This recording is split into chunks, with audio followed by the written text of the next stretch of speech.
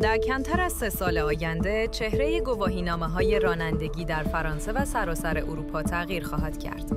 اصلاحاتی بزرگ در راه است که هدف آن افزایش ایمنی جاده‌ها و هماهنگی قوانین بین کشورهای اروپایی است. اولین تغییر ورود گواهینامه دیجیتال است.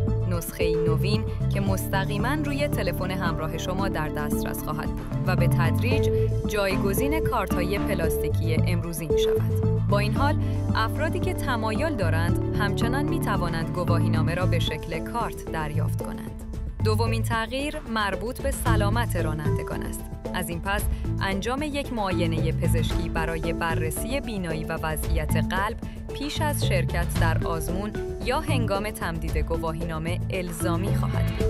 البته برخی کشورها می توانند این معاینه را با فرم‌های خودارزیابی جایگزین کنند. تغییر سوم به یکپارچگی قوانین در سراسر اروپا مربوط می شود. بر اساس قانون جدید، هر راننده‌ای که گواهینامه‌اش در یکی از کشورهای عضو اتحادیه اروپا تعلیق یا باطل شود، دیگر در هیچ کشور اروپایی اجازه رانندگی نخواهد داشت. به عنوان نمونه، اگر گواهینامه یک راننده فرانسوی در اسپانیا باطل شود، او دیگر در فرانسه نیز حق رانندگی نخواهد داشت.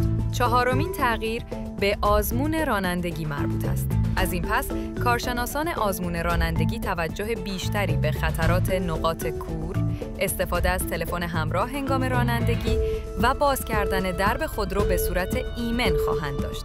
کشورهای عضو اتحادیه اروپا اکنون 4 سال فرصت دارند تا این اصلاحات را در قوانین ملی خود بگنجانند و زمینه اجرای آن را فراهم کنند. هدف نهایی از این تحول کاهش چشمگیر تعداد تلفات جاده‌ای و ارتقای فرهنگ رانندگی در سراسر اروپا است. آیا به نظر شما این تغییرات می‌تواند واقعاً جاده‌ها را ایمن‌تر کند؟ دیدگاهتان را در بخش نظرات بنویسید و برای آگاهی از جدیدترین اخبار فرانسه و اروپا کانال را دنبال کنید.